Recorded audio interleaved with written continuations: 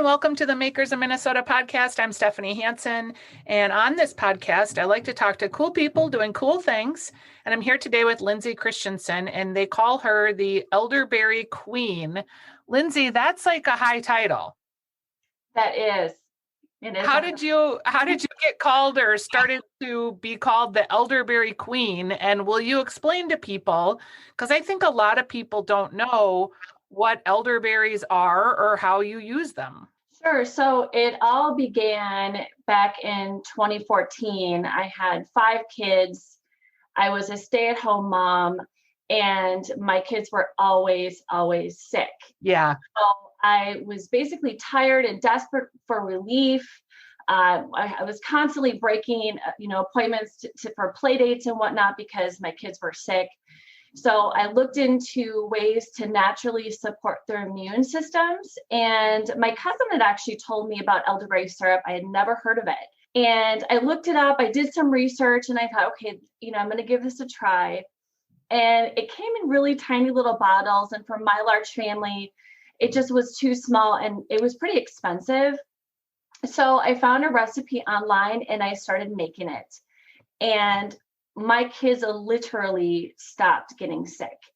And I thought it was a fluke. And so for probably the first maybe 6 months or so, I'm like, okay, maybe their immune systems had finally caught up. Maybe they just, but then I realized after a while, like this is because of my elderberry syrup that my kids are not getting sick anymore. And that's when I started sharing it with friends and family. And it just kind of launched from there. And elderberry, it comes from a tree. Like, where do you find them? Do you grow them or?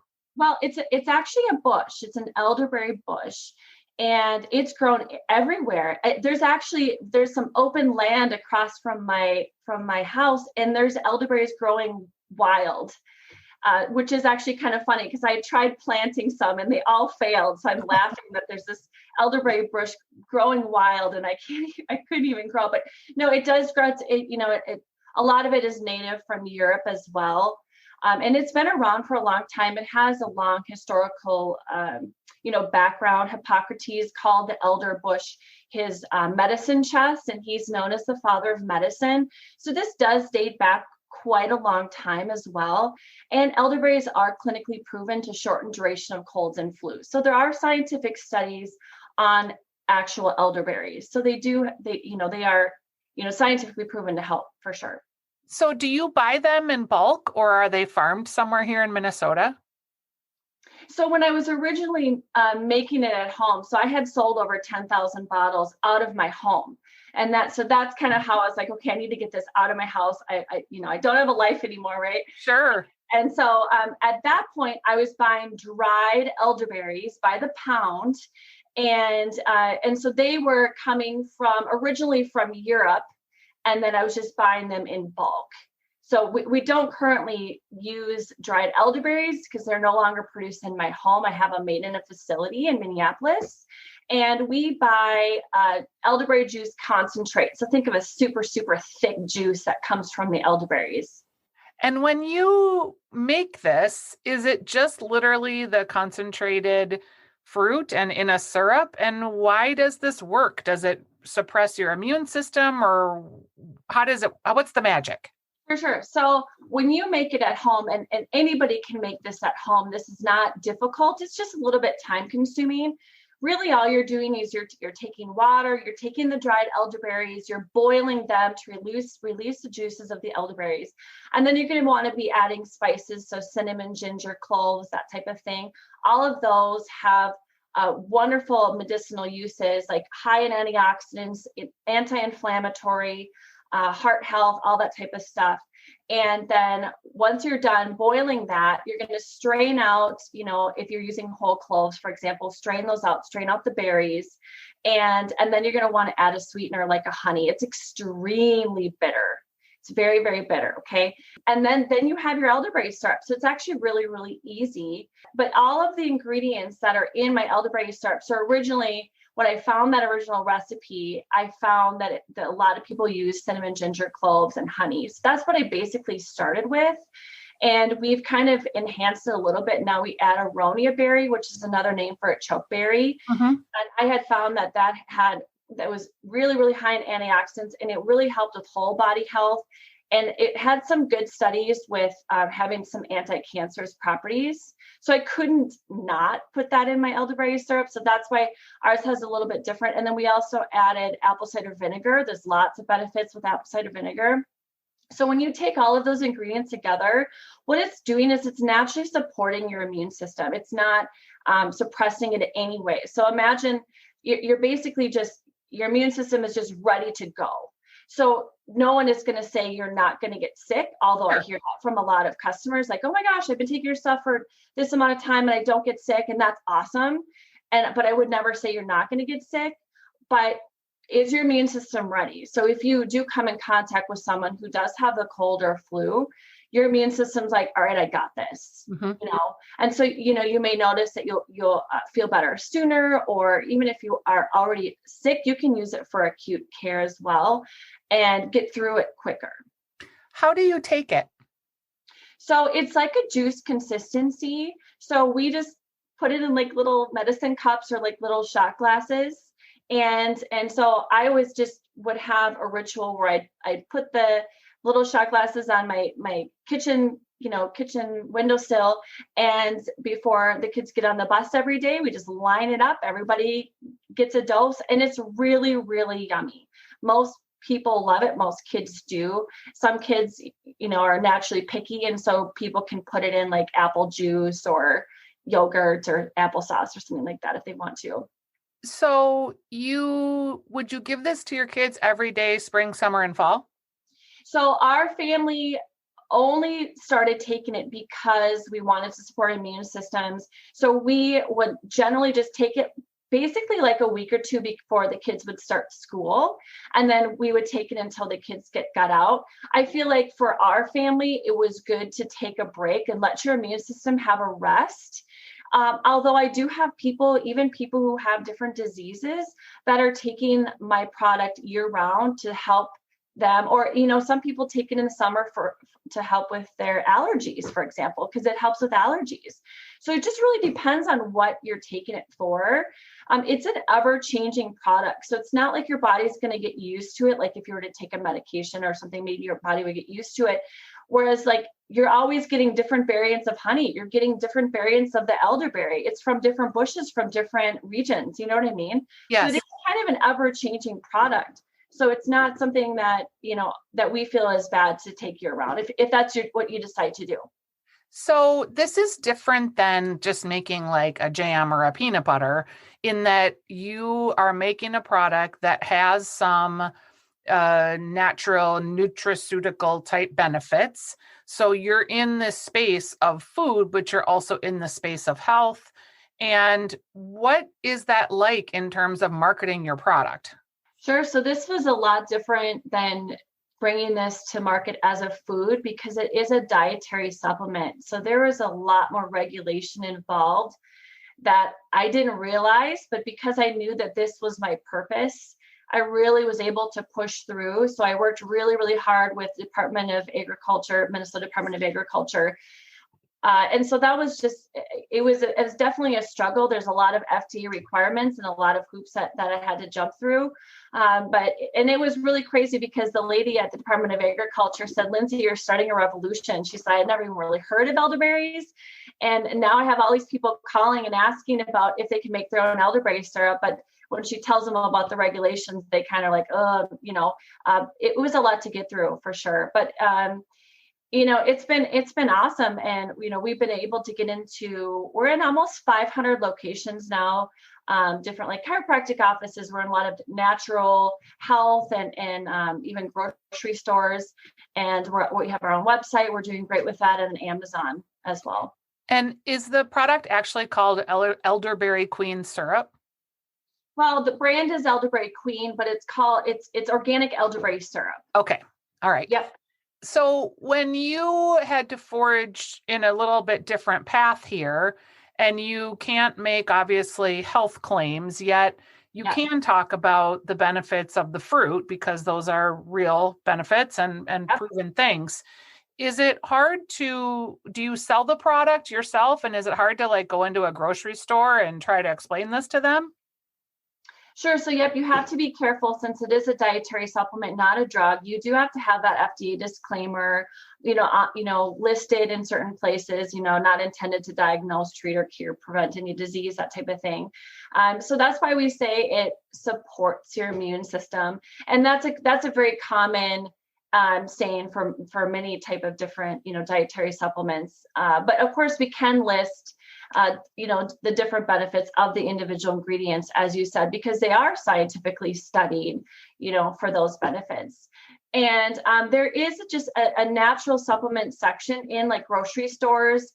So it's not really in the grocery store, trying to sell them on that, but we do drive traffic from our website to the grocery stores or the different places that we do have our products selling. And like chiropractors, for example, they're great with natural health and that type of thing. And so, if they keep our product on the shelf, then they're very well versed in the benefits. Were you always online, or was that a function of COVID? Yes, we were definitely always online. Yeah, things didn't really change for us too much for COVID. We did, our business went up quite a bit, last year because of that. But so things didn't really change too much other than it got busy. I want to ask you a question that I realize even before I ask it is probably sexist, because I don't know if I would ask this of a man, but I am a mom. And I think being a business owner and a mom and all the things that women are is hard. And having 5 kids, I imagine, would be particularly hard. Mm-hmm. So I want to ask you, with, COVID and kids at home, has it been hard for you to carve out time to work on your business? Because I imagine there's a lot of demands on your time. I definitely would say that for the beginning few 4 years, it was extremely difficult. And I think that as a mother, you have different pulls on your heartstrings because you feel like I should be spending this time with my kids, but also remembering that I'm doing this for my children and for other people's children. And it gives me goosebumps because I know that this is my purpose. This is why I was put here, is to help other people with their health. Given that, like, my husband did come home from his job to work for Elderberry Queen in 2019. So I did have him here as a resource. So he was able to take a big load off of my shoulders before COVID happened, thankfully. So we were both home when that happened. And with 5 children home, I mean, we just kind of both carried that burden of having the kids home. And I actually homeschooled 3 kids this year, which I never thought in a million years I would do. But they just didn't want it to go to school, do the distance learning and that type of thing. So I still am homeschooling in addition to that. But yeah, I think as a mother, it's a lot different owning a business and running a business. But I think there's also a lot of benefits for me to be home as well. I mean, I'm home right now, and I have that ability to kind of work my schedule around, okay, now we're going to do school. Now mom's going to go in the office. I'm going to get some work done and that type of thing as well. Do you feel like you're kind of working 24/7? Because I imagine all day long you're shoehorning in time to do different business tasks homeschooling. My God, I can't even imagine what that would be like. I know. And it was absolutely crazy trying to get things, get work related things done. I'll say, like, when COVID hit, it was it was extremely stressful. I mean, it was so busy. We couldn't keep up with demand. It was very stressful. It was bittersweet, right? Yeah. Your business is booming, but people are also buying out of fear, which nobody wants that. And, I don't want to personally benefit from that, if that makes sense. Yep. On the other hand, we have all the kids home. They're all boys. So they're cooped up, they're cramped. This is happening in the winter, so, there's a lot of struggles there for sure. But right, like, we're starting to move into, March, when it's March, things kind of start to slow down a little bit. And especially if the weather's nice and stuff too. So, I'm not as busy, as I was before, thankfully. And once again, it's just been nice to have, my husband able to help me. We do have someone, working in our warehouse. We have a warehouse now. We were shipping everything out of our garage. They Right. moved on, and we have an actual warehouse. We have someone there that ships to, and goes in every day to the office. So it's just really nice to be able to delegate a lot of tasks. And I do love to have people come in with my business and help me with what their talent is. So I have someone helping me with my social media. I've had someone helping with redesigning my website, that type of thing. So it's not like it's all 100% on my shoulders by any means, because you do need to learn to give things away. How did you learn that? Because that is a skill that a lot of people learn late, that it's as important what you delegate as what you keep. I feel like everybody has been given a gift, and you do everything, you wear every hat, in the beginning, certainly. And then you just and it's just funny because with this business, it's amazing. I will have people who will step in and say, "Hey, Lindsay, do you need help with Amazon, like your listings?" Well, yes, I do. Do you need help with designing? Like, it would just be, my last designer was a mom that her son went to the same preschool as my son. And she just came up to me and said, "Lindsay, I'm a designer. Do you need design work?" Yes, I do. And so it was just amazing to me how many, and these are all women too, which is so cool, just come up alongside me at the exact time I need them and offer their service. And I'm very open, and I just love letting people thrive and do what they're good at, because I'm not good at everything, and I don't want to do everything. Like, I don't want to do accounting. I don't want to do bookkeeping. Thank you. I will give that away to someone else, same with web design and other aspects of the business. You sound like you have a lot of faith just in general and in your product, and also just sort of in the universe of that things will work out. I imagine that has served you pretty well. Absolutely. I do have a lot of faith, and that's really the core of our business. My faith in God is at the foundation of this business. And I even have a scripture verse on the bottle, and I feel like that's been the driving force. Absolutely. Yep. Yeah, you seem like you have a lot of clarity about your mission, as it were. I do. I've always been an entrepreneur. I've always tried to come up with different business ideas, because my husband was supporting us like 7 people. That's a big burden on his shoulders. Yep. I quit my job. I was in sales. I had a great job. And then once we had our first child, I quit, and he supported us. But I always wanted to contribute, but I always have the wheels spinning. And this was the first business decision or, entrepreneurial idea I've had where my outlook was not towards me. It was for others. And this is the first one I was successful. I have failed so many times. I tell my kids too, it's okay to fail. Then then you can think of a new way to do something. And so it's okay to fail. But this one, like I said, because my outlook was towards others, and I genuinely care, I think that's really helped, and that's the reason that we're successful thus far. What's your favorite failure? Oh my goodness, my favorite failure. I have had so many failures. I tried getting in real estate, and we had to foreclose on a house, and completely, we went through bankruptcy because of it, like I was really pushing my husband, like, I want to do this. He didn't want to do it. And I just always feel like my ideas are right. And I have to be humble and know that I'm not right in every situation. I'm a very strong-willed woman, and I to my detriment at sometimes. I think it's very helpful as a business owner if you are successful, but I think in daily life, just learning that my opinion isn't the end all be all, and I can get us in some hot water sometimes, and I have before. Yeah.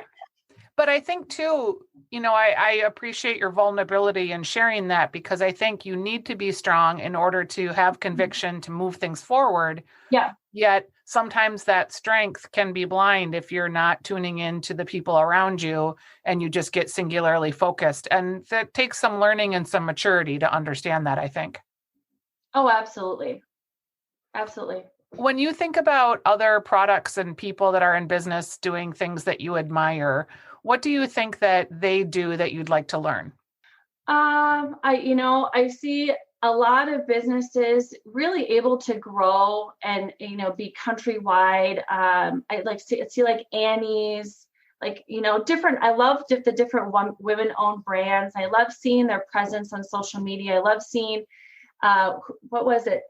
Stacy's Pita Chips. And I don't know where she's from, but I loved when I saw that she had made her product organic. I'm like, great job, Stacy. You got, I just love seeing that these women are, starting their own businesses, whether it's popcorn or whatever it is that these women are creating at home and being able to expand their businesses to be countrywide. And that's still something that there's no book, there was no resource for me, and there still isn't. Where how do I learn how to develop my business? I don't have a marketing degree. I have a college education. I went to the University of Minnesota for communication, but there was no resource for me. And I wish there was something that I could go to, not in the food business, as a dietary supplement business, to show these are the steps that one should take to grow your business. So I'm still trying to navigate how to grow and how to reach more people.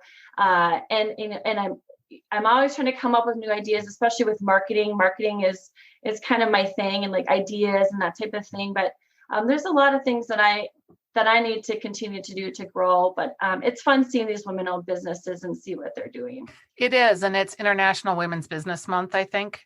Yep. So we're seeing a lot of social capturing women's stories, and it is pretty inspiring. Well, I really appreciate you being here today and talking with me about your product. Where can we find it so we can order it online, and we can order it? Do you have a website? Is it elderberryqueen.com? It's elderberryqueen.net. Okay. And are there some stores in the Twin Cities where we can look for it too? Absolutely. We're in probably 100 different locations in Minnesota. So we do have a place on our website that you can check out. It's a Find Us tab. You could put in your zip code and find a location that's near you.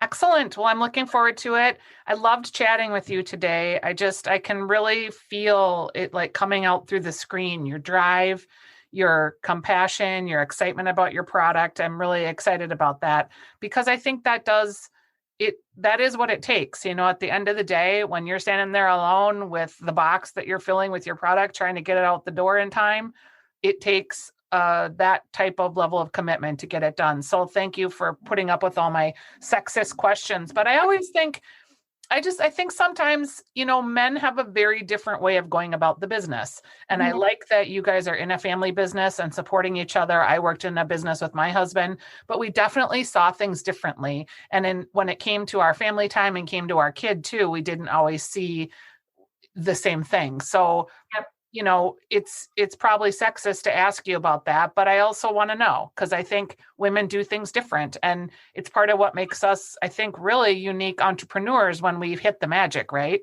Yep. Absolutely. Yeah. And 100%. I couldn't say it any better myself. Oh, thanks, Lindsay. All right. Thanks for spending time with me today on the Makers in Minnesota. I appreciate it. Thanks so much. Okay. Bye.